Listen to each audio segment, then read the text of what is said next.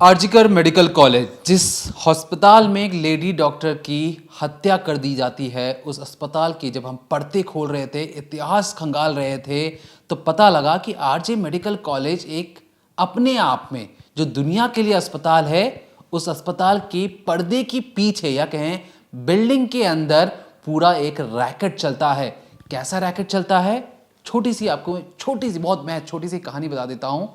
एक लाश को लाया जाता है, लाश को लाकर उसके साथ पोर्नोग्राफी वीडियोस बनाए जाते हैं और उसके चेहरे को कट पेस्ट करके या एडिटिंग करके किसी जिंदा लड़की की तस्वीर उसके साथ लगा दी जाती है और यह दिखाने की कोशिश होती है कि इसके साथ पोर्नोग्राफी या कहें ब्लू फिल्म शूट किया गया है।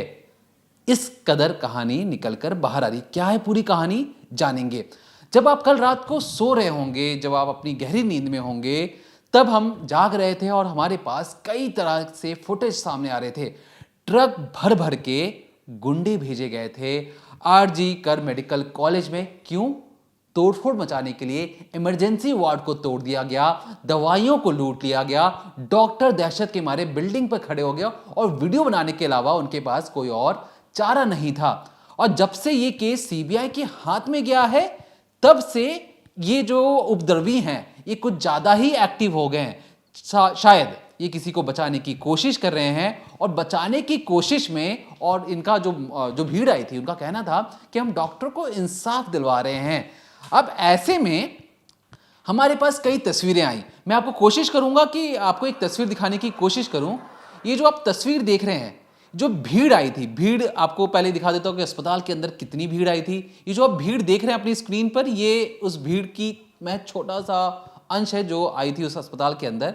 लेकिन खैर, भीड़ कैसे आई उसके बारे में बात करेंगे। भीड़ को किसने आने दिया और कोलकाता पुलिस कहां गायब हो जाती है? इतनी बड़ी वारदात हुई है उस अस्पताल के अंदर, लेकिन कोलकाता पुलिस का आता पता नहीं था। बाद में पता चलता है कि कोलकाता पुलिस लाठीचार्ज जरूर करती है, लेकिन हमारा फोकस था उस भीड़ के कुछ बदमाशों पर।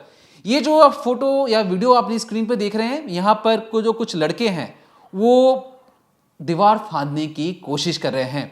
दीवार की दूसरी ओर क्या है? दीवार की दूसरी ओर है एक महिलाओं का हॉस्टल है या कहें गर्ल्स हॉस्टल है, जो उस अस्पताल में काम करती हैं। अब बंगाल में इतनी बड़ी वारदात हुई है, एक लेडी डॉक्टर की बड़ी बेरहमी से रेप करने के बाद हत्या कर दी गई है। भीड़ को देखिए, भीड़ बड़ी आसानी से अस्पताल के अंदर आती है, तोड़फोड़ मचाती है और वहां से निकल जाती है। अब इस पूरे मामले में भीड़ कहां से आई तो बात करेंगे इस डिकोडिंग क्राइम के अंदर। लेकिन बात करेंगे प्रिंसिपल साहब की। प्रिंसिपल साहब पर बहुत ज्यादा उंगलियां उठ रही हैं और जब इसके बारे में हम खंगाल रहे थे तो हमें बहुत सारी अजीब चीजें, अजीब इसलिए क्योंकि हमें सुनकर शौक लगा कि क्या एक प्रिंसिपल जो एक न्यायमूर्ति की तरह होता है किसी भी संगठन का या किसी अस्पताल का, उसके खिलाफ अगर ऐसी आवाजें उठ रही हैं तो बात करना बेहद जरूरी है। प्रिंसिपल जो वहां का है उस अस्पताल का, उसके बारे में क्या चीजें हमारे पास, उसके बारे में बताएंगे। और बात करेंगे कि सीबीआई के हाथ में जैसी केस गया, कोलकाता पुलिस कमिश्नर टेंशन में है, गुस्से में है और गुस्से में बहुत कुछ बोल गए। क्या बोल गए उसके बारे में बात करेंगे। और सीबीआई कैसे कोलकाता पुलिस से इस केस को छीन कर क्या काम करने वाली, और ऐसा क्या वो अनोखा काम उन्होंने अब तक कर दिया है जो कोलकाता पुलिस नहीं कर पाया और जिसकी वजह से कोलकाता पुलिस कमिश्नर गुस्से में है। क्यों गुस्से में है, बात करेंगे आज डिकोडिंग क्राइम में। जो कोलकाता मर्डर केस है वो दिन ब दिन उलझता जा रहा है, लेकिन सवाल अब भी बरकरार है कि आखिर वो कौन शख्स है या वो कौन ऐसा बड़ा पैसे वाला आदमी है जो इस केस को दबाना चाहता है, जिसकी वजह से आधी रात जो उपद्रवी हैं वो मौजूद हो जाते हैं, हॉस्टल पर पहुंच जाते हैं, हॉस्पिटल पहुंच जाते हैं, वहां पर आधी रात में तोड़फोड़ की जाती है। और यहाँ तक कि कल तक तो हमने आपको बताया था किस तरीके से सबूत मिटाने के लिए जो सेमिनार हॉल है जहाँ पर वारदात हुई उसके सामने जो चेस्ट मेडिसिन डिपार्टमेंट है वहाँ पर रिनोवेशन का काम कराया गया। लेकिन आधी रात को जो उपद्रवी पहुंचे उन्होंने तो सेमिनार रूम में ही तोड़फोड़ करनी शुरू कर दी। या आप यूँ समझिए कि इस तरह से अगर अचानक कुछ लोग ट्रक भरकर आते हैं, भीड़ इकट्ठा होती है और अस्पताल में घुस जाते हैं और साथ ही साथ जहां पर वारदात हुई है, जो क्राइम सीन है, उस पर तोड़फोड़ करते हैं, तो ये कितनी बड़ी बात है अपने आप में। पुलिस क्या कर रही है, हॉस्पिटल का प्रशासन क्या कर रहा है, उन लोगों ने उन्हें रोका क्यों नहीं, क्या किसी का लिंक है इस पूरे मैटर में, कोई चाह रहा है कि सबूत सारे मिटा दिए जाएं, कोई चाह रहा है कि जो केस है ये पूरा खुलकर सामने ना आए। क्योंकि जो प्रिंसिपल सर हैं, जो इस कॉलेज को के डीन हैं, उनके बारे में भी कई तरीके की बातें सामने आ रही हैं। और तो और जब प्रिंसिपल साहब से हमारे रिपोर्टर ने सवाल किया, उनसे बात करने की कोशिश की, तो एक बार आप एक झलकी देखिए कि उन्होंने क्या किया।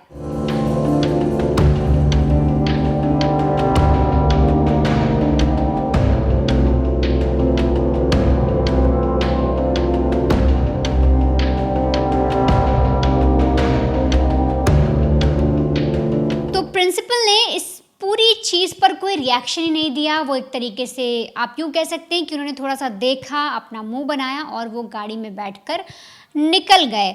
और इसी पूरे मामले में जब हमने पूरी पड़ताल की, क्राइम तक के रिपोर्टर्स ने पड़ताल की, हर एक रिपोर्टर अलग अलग जगह पर गया, जानने की कोशिश की, तो हमें एक एक्स जो डिप्टी सुपरिटेंडेंट है उस आरजीकर मेडिकल कॉलेज के अख्तर अली, उन्होंने भी कई सारी चीज़ें बताई। उन्होंने साफ तौर पर कहा कि जो डीन है इस वक्त, जो मौजूदा डीन है उस आरजीकर मेडिकल कॉलेज के, वो पॉलिटिकल रसूख रखते हैं, उनका पॉलिटिकल एक नाता है और जो पॉलिटिक्स है वो उन पर एक तरीके से पॉलिटिक्स का हाथ है और इसी वजह से वो बचे हुए हैं।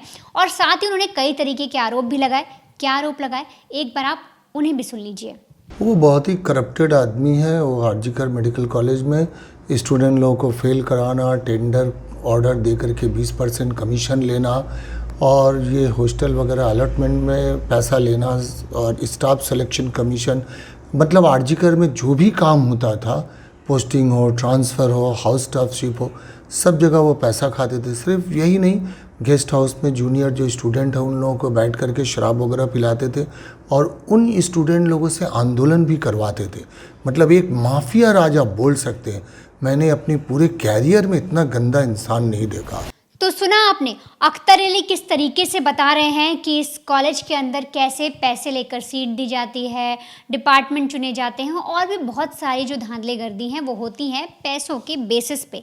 लेकिन इस वक्त हमने कई सारे सवाल उठाए थे पुलिस को लेकर कि पुलिस ने किस तरीके से उस मौत को सामान्य बता दिया, पहले ठीक से इन्वेस्टिगेशन नहीं की। हालांकि बाद में पुलिस एक्टिव हुई, अपराधी को पकड़ा, लेकिन अभी भी तमाम तरीके के सवाल मौजूद हैं इस केस में। लेकिन ये पहली बार नहीं है जब पुलिस वालों पर कोई सवाल उठा हो। इससे पहले भी कोलकाता पुलिस पर सवाल उठ चुके हैं और सेम उसी अस्पताल को लेकर, यानी आरजीकर मेडिकल कॉलेज को ही लेकर एक केस मैं आपको बताती हूँ जिसे जानने के बाद शायद बहुत सारे लोग हैं जो शॉक में आ जाएंगे, जिन्हें सच में ऐसा लगेगा कि ये किस तरीके की चीज़ें एक अस्पताल के अंदर हो सकती हैं और अगर इसमें कोई सच्चाई है, अगर ये सारी चीज़ें उस वक्त हुई तो क्या हुआ, इस पर पुलिस ने ऐसा रिएक्ट क्यों किया। तो देखिए, साल 2001 की बात है। सौमित्र बिस्वास नाम का एक लड़का था, कोलकाता का ही। उसकी लाश मिलती है। कहाँ पर मिलती है? जो आरजीकर मेडिकल कॉलेज है उसी के हॉस्टल में मिलती है। वहाँ पर कई सारे हॉस्टल हैं, लड़कों और लड़कियों के अलग अलग हॉस्टल भी हैं। तो उसी के हॉस्टल में जो सौमित्रा बिस्वास है उसकी लाश मिलती है। एक पंखा होता है और वहाँ पर उसकी लाश मिलती है, वो लटकी होती है। अब जब पुलिस वाले वहाँ पहुँचते हैं, जब स्टूडेंट उसे देखते हैं, पुलिस वाले आते हैं, तो पुलिस वाले जब उस पहली बॉडी को उतारते हैं तो सीधे वो यही बोलते हैं कि देखिए ये तो एक सामान्य मौत है, लड़के ने खुद ही मौत का रास्ता चुना है। पुलिस वालों ने ये चीज़ कह दी थी। अब कोर्ट में केस जाता है, बाकी चीज़ें होती हैं, जो पेरेंट्स हैं वो परेशान होते हैं, वो बोलते हैं हमारा बेटा ऐसा कर ही नहीं सकता, एक होनहार बच्चा था। उसकी माँ बोलती हैं, जो बच्चे की माँ थी सौमित्रा बिस्वास की, वो बोलती हैं कि जो मेरा बेटा है उसने मुझे कॉल किया था और उसने मुझे 2 दिन बाद आने की बात कही थी। उसने कहा था माँ हमारे एग्ज़ाम हो गए हैं, सब कुछ ठीक है, मैं 2 दिन बाद घर आ जाऊँगा। अचानक वो ऐसा नहीं कर सकता। लेकिन पुलिस ने, जो कोलकाता पुलिस है उस वक्त, उन्होंने कहा कि ये अफेयर में फेलियर है, यानी ये प्यार करता होगा किसी से, इसको धोखा मिला या इसकी चीज़ें ठीक नहीं रही और इसने ऐसा कदम उठा लिया, मौत का रास्ता चुन लिया। लेकिन जो माँ थी वो डटी हुई थी। उन्होंने कहा नहीं, मैं मान ही नहीं सकती, मेरे बेटे के साथ कुछ गलत हुआ है और ये मर्डर है। और इसके बाद जब इन्वेस्टिगेशन हुई, जब कोर्ट में बोला गया, चीज़ें दोबारा रीओपन हुई और फिर जब पूरा मामला खुला तो इस अस्पताल के बारे में एक अलग ही सच सामने आया। दरअसल इस पूरे केस में जो कोलकाता पुलिस है उस वक्त औरुमिता दास नाम की एक लड़की को अरेस्ट करती हैं, जो आरजीकर मेडिकल कॉलेज में ही पढ़ती थी। उनको अरेस्ट करती हैं, उनसे कई सारी चीज़ें पूछती हैं और उस वक्त जब लड़की अरेस्ट होती है, जो स्टूडेंट्स थे कॉलेज के वो भी प्रोटेस्ट पर आते हैं क्योंकि सौमित्रा विश्वास का एक तरीके से मर्डर हो गया था। ये चीज़ जब सामने आई तब जो स्टूडेंट है वो बाहर आते हैं और बहुत ही अलग तरीके की कहानी सामने रखते हैं। और हमने जब इस पूरी खबर की पड़ताल की तो हमने TNN की एक रिपोर्ट देखी जिसमें इन सब चीज़ों का दावा किया गया है। उन लोगों ने ग्राउंड रिपोर्ट भी की थी उस कॉलेज में जाकर और उसमें हॉस्टल में जाकर उन्होंने बहुत सारी चीज़ें देखी थी। तो TNN की जो रिपोर्ट है उसमें ये सारी चीज़ों का दावा किया गया है। तो दरअसल जब इस पूरे केस में प्रोटेस्ट हुआ, बच्चे सामने आए, स्टूडेंट सामने आए, तब जो मीडिया कर्मी वहाँ पहुँचे तो कई सारी चीज़ें अखबारों में आई, मीडिया में आई, तो पता चला कि जो ये अस्पताल है, जो आरजीकर मेडिकल कॉलेज है, इसके अंदर प्रोस्टिट्यूशन का रैकेट चलता है। औरतों को लेकर डील होती है, पैसे में लड़कियां बेची जाती हैं, कुछ पोर्नोग्राफी का काम होता है, पॉर्न फिल्म्स आप समझ लीजिए, ब्लू फिल्म्स बनाने का काम किया जाता है। वो कैसे? तो दरअसल जो कुछ स्टूडेंट हैं वो इसमें शामिल हैं, कुछ डॉक्टर हैं वो शामिल हैं और पॉलिटिकल लीडर, कोई पॉलिटिकल लीडर भी इसमें मिला हुआ है जिसकी शय में सारा काम होता है। अब जब औरमिता दास, जो सुमित्रा दास की दोस्त थी, क्लासमेट थी, जब वो अरेस्ट हो जाती हैं, उनसे भी पूछताछ होती है तो वो भी कई तरीके की चीज़ें बताती हैं। वो भी हम आगे आपको बताएंगे कि वो पुलिस को क्या बताती हैं। लेकिन जब और इन्वेस्टिगेशन होता है तब बच्चे सड़कों पर आ जाते हैं और उनका कहना है कि जो सौमित्रा विश्वास है उसने इनके खिलाफ आवाज़ उठाई, इसीलिए उसका कत्ल किया गया। और तहकीकात होने पर जो TNN के रिपोर्टर्स हैं, जब उनने भी बाकी सब चीज़ें पूछी तो सामने आता है कि यहाँ पर जो अस्पताल है वो वीकेंड पर लड़कियों को बुलाता है। कहाँ से बुलाता है? सेक्स वर्कर्स का इंतज़ाम किया जाता है उस हॉस्टल के अंदर। जो आरजीकर मेडिकल कॉलेज की जो हॉस्टल्स हैं उनमें से एक हॉस्टल है, उसमें एक बाकायदा रूम बना हुआ है। रूम के अंदर ट्राइपॉड रखा है, टेबल पड़ा हुआ है, रिफ्लेक्टर्स रखे हैं, लाइटें लगी हुई हैं। और वीकेंड के दिन जब बच्चे बाहर होते हैं या बहुत सारे लोग छुट्टी पर चले जाते हैं या जो बच्चे उसमें इन्वॉल्व हैं उनका तो हाथ है ही, तब सेक्स वर्कर्स को बुलाया जाता है, पॉर्न पिक्चर्स शूट की जाती हैं, न्यूड बॉडीज़ को शूट किया जाता है। और कई बार तो ऐसा होता है जब लड़कियां नहीं मिलती, नए सेक्स वर्कर्स नहीं मिलती, तो आरजीकर मेडिकल कॉलेज से डेड बॉडी लाई जाती है जिनका डाइसेक्शन नहीं किया जाता, मतलब जिनकी चीर-फाड़ नहीं होती, पोस्टमार्टम नहीं होता, जो बॉडी एकदम सही सलामत होती है तब तक उनको भी लाया जाता है, उनकी भी न्यूड बॉडी शूट की जाती है, पूरा रिकॉर्डिंग की जाती है और उसके बाद उन्हें मॉर्फ किया जाता है। मॉर्फ जैसे आज AI आ गया है, आजकल बहुत ज़्यादा हाईटेक हो गया, आप पहचान ही नहीं पाएंगे, लेकिन पहले भी ऐसे मॉर्फ की जाते थे, जो शक्लें हैं वो चेंज कर दी जाती थी। एक नीचे न्यूड बॉडी है, उसके ऊपर किसी और की शक्ल लगा दी गई, तो ठीक इस तरीके से ही काम होता था। जो कॉलेज के बच्चे हैं उन्होंने कई बार इस पर बोलने की कोशिश की लेकिन उनको चुप करा दिया गया और सबने नहीं आवाज़ उठाई। लेकिन जो सौमित्रा विश्वास है वो भी इसका शिकार हो गया था, साथ ही साथ उसकी दोस्त इसका शिकार हो गई। उसने तब तक कुछ नहीं बोला, लेकिन जब उसकी दोस्त पर बातें आई, जब उसकी जो फीमेल फ्रेंड थी उसकी फ़ोटो बनाई गई, मॉर्फ की गई, एक न्यूड शरीर के ऊपर लगा दी गई, फिर उसको हर जगह भेज दिया गया, तब उसने उसके खिलाफ आवाज़ उठाई। उसने बोला कि अब मुझे इसका भांडाफोड़ करना है और फिर उसकी जो है लाश मिलती है वो भी इस तरीके से, और इसीलिए जो उसके पेरेंट्स हैं वो बार बार कह रहे थे कि हमारे बेटे का कत्ल किया गया है। और तो और जो हॉस्टल है उसमें एक रूम नंबर 15 है। जब TNN की जो मैं जिस रिपोर्ट की बात करी उसमें इस बात का दावा किया गया है कि जब TNN के रिपोर्टर उस हॉस्टल रूम में पहुंचे तो वहां पर उन्हें जाने नहीं दिया गया, बहुत आनाकानी की गई, लेकिन किसी तरीके से वो उस हॉस्टल में पहुंचे, लेकिन उसका दरवाज़ा बहुत ही टाइट बंद किया गया था, बहुत ज़्यादा सिक्योरिटी थी। लेकिन कड़ी मशक्क़त के बाद वो लोग अंदर पहुँचते हैं, अंदर देखते हैं कि जो बच्चों ने बताया कि वहाँ पर एक ट्राइपॉड है, रिफ्लेक्टर्स हैं, लाइट हैं, टेबल है, सब कुछ रखा हुआ है, और जिससे एक रिपोर्ट छापी गई और कहा गया कि जो बच्चों ने कहा उनकी बातों में दम लगता है। उस कॉलेज के अंदर और साथ ही साथ जो हॉस्टल बने हुए थे उनके अंदर हो ना हो ऐसी चीज़ें होती हैं।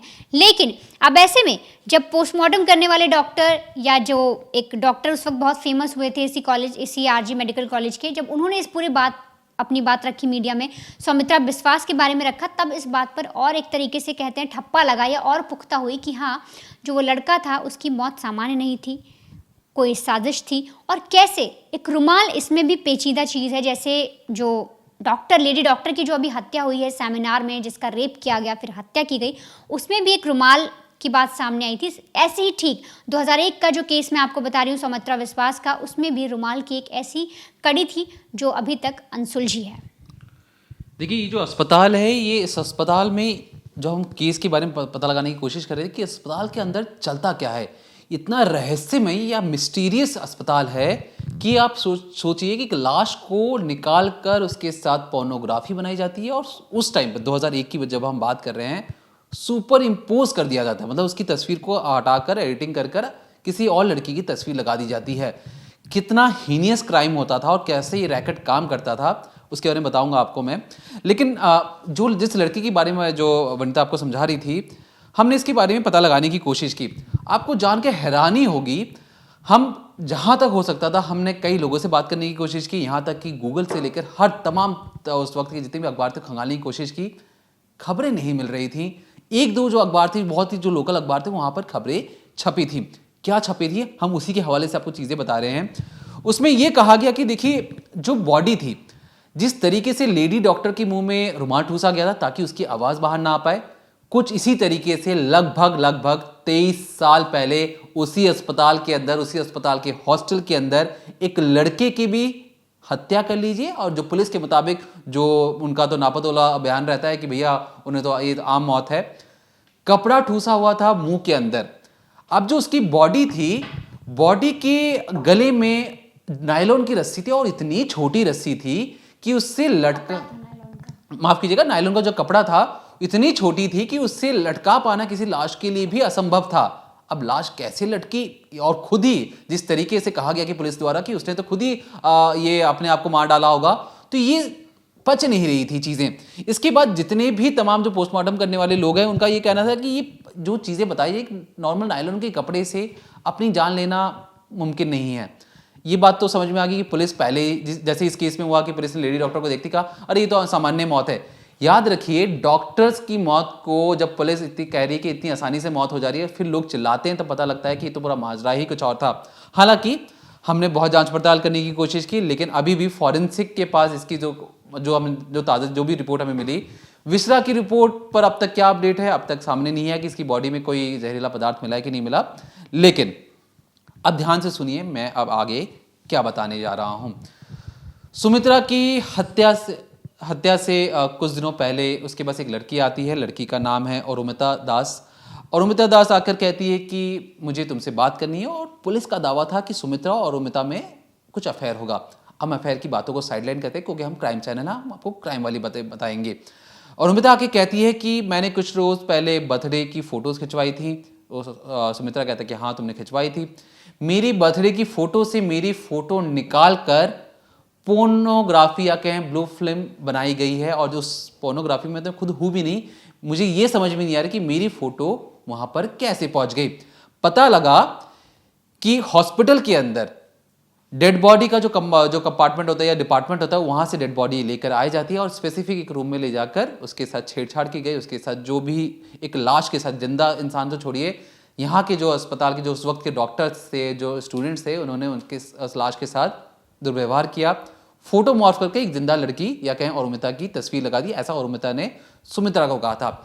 सुमित्रा इसके तह तक जाना चाहता था। उसने पता लगा कि अस्पताल के अंदर ही कुछ लड़के और कुछ बड़े अधिकारी या जो एचओडीज हैं उसमें शामिल हैं, उनको जाके कन्फ्रंट करता है और कहता है कि मुझे तुम्हारे बारे में हर चीज़ पता लग चुकी है। तुम कैसे किसी लड़की को बदनाम करते हो और उनकी ऑब्जेक्शनेबल जो फोटोग्राफ्स, वीडियोस जो तुम वायरल करते हो, सीडीज में बेचते हो, ये मैं कतई बर्दाश्त नहीं करूंगा। और मेरी दोस्त की तुमने फोटो वायरल करने की कोशिश की है। सुमित्रा ने ये चीज़ें कही थी।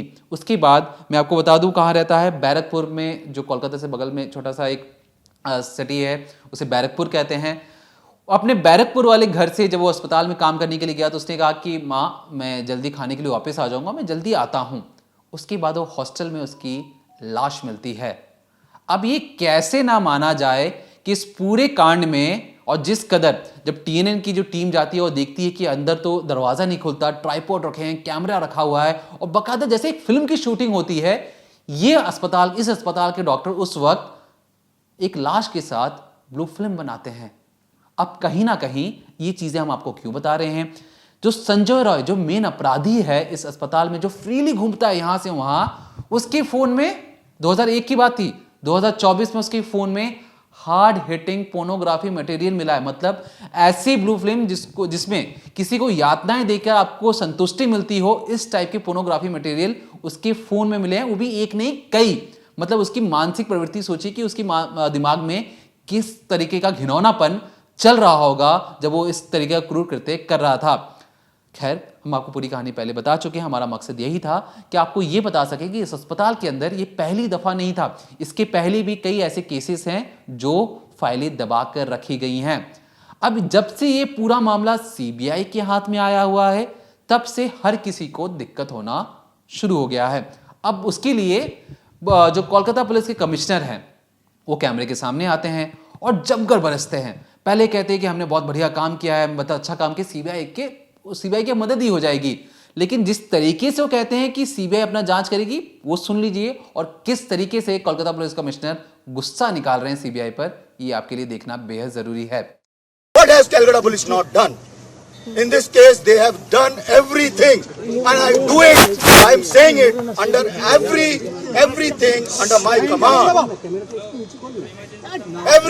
My men have worked day and night to detect this case, to collect evidences. They collect the best of evidences. The main accused has been arrested. The team is concerned that we have done what is right. Now the case has already been gone. We have not said anything about it. That CBI is investigating this. They will do it a fair deal. We have sent a media post. We will do all kind of stuff. We will give all support to the CBI. My DC who was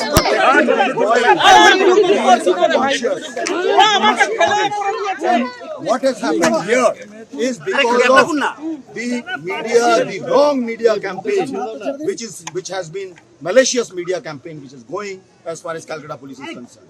अब जो Kolkata police commissioner है उन्होंने अपना गुस्सा तो निकाल दिया, CBI अपना जांच भी करेगी।